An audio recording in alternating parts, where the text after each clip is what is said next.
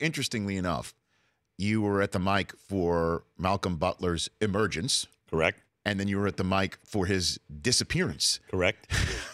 Yeah. One end to the other. Throughout the week, what were you and Chris seeing that might have indicated what was going on with New England? Well, we have access to practice.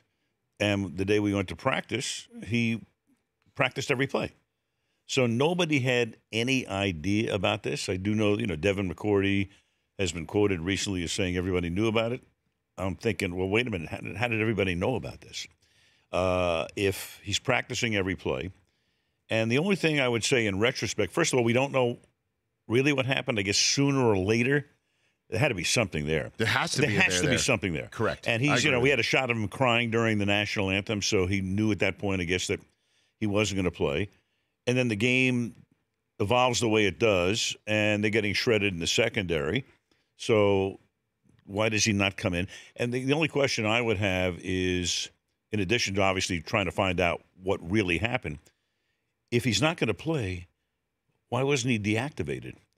Why wouldn't you, if he's not going to play, put him over here, he's inactive, and then somebody else comes up? That's the only thing that surprised me. And I've talked to a couple of NFL coaches as well, and that surprised them as well in terms of, if you're not going to play the guy, deactivate him. And it's amazing because Malcolm Butler's interception took away what would have been the major takeaway in conversation about that Super Bowl was Belichick's use of timeouts. Mm-hmm. That we would all have been wondering, why didn't he call timeout? Why did he let the clock wind down for what was an eventual game-winning touchdown? So we removed that.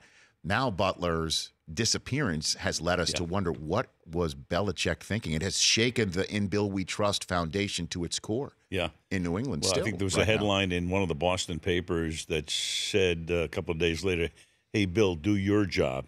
Let us know what happened. So this is, again, another reason why we love the NFL, why we love sports, because there's a lot of mystery out there. Mm-hmm.